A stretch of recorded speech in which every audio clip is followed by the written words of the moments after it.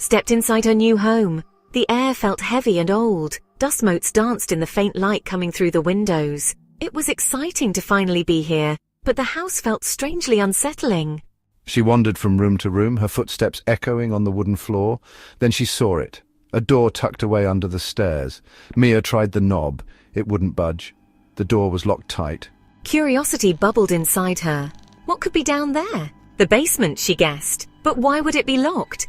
She ran her fingers over the rough wood, feeling a strange chill spread through her hand. Something about the door unsettled her. Mia decided to leave it alone for now. She had too much to unpack and organize. The rest of the house could wait.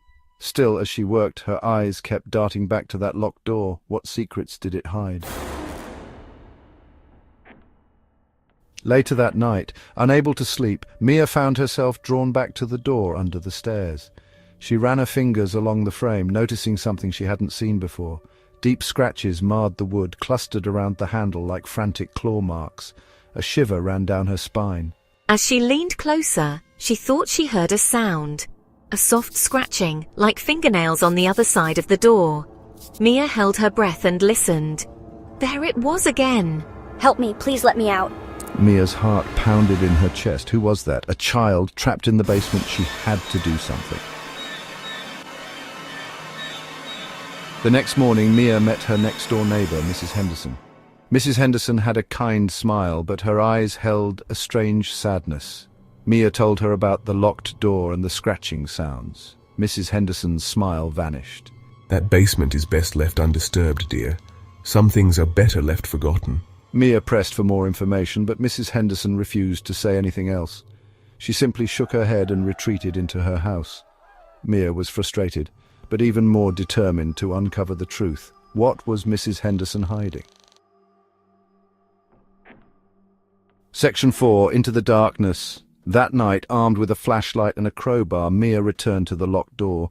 Ignoring the warning in her head, she jammed the crowbar into the door jamb and heaved. The old lock groaned in protest before finally snapping. The door creaked open, releasing a musty, cold air. Taking a deep breath, I stepped inside. The basement stairs groaned beneath her weight. The air grew colder and damper as she descended, the darkness pressing in around her like a suffocating blanket. Her flashlight beam danced across the dusty steps, sending eerie shadows twisting up the walls. At the bottom of the stairs, Mia found herself in a large, cavernous room. Cobwebs hung from every corner, and dust lay thick on the floor. She could barely make out the shapes of old furniture shrouded in white sheets. The air was heavy with the smell of decay and something faintly sweet like rotting flowers. Section 5, Trapped.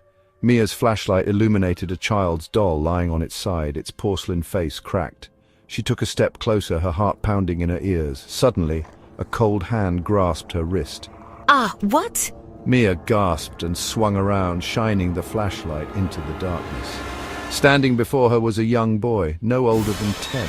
His skin was pale and translucent, his eyes hollow sockets that glowed with an eerie light. He smiled, a chilling, empty grin that sent shivers down Mia's spine. You shouldn't have come here, the boy whispered, his voice as cold and empty as his eyes. Mia tried to pull away, but the boy's grip was surprisingly strong. The flashlight slipped from her grasp and clattered to the floor, plunging the basement into darkness. She screamed, the sound echoing through the empty house, but no one could hear her. She was trapped. The next homeowner found the basement door locked. He heard scratching sounds coming from behind it. He didn't know why, but he decided to leave it be. Some secrets are better left buried.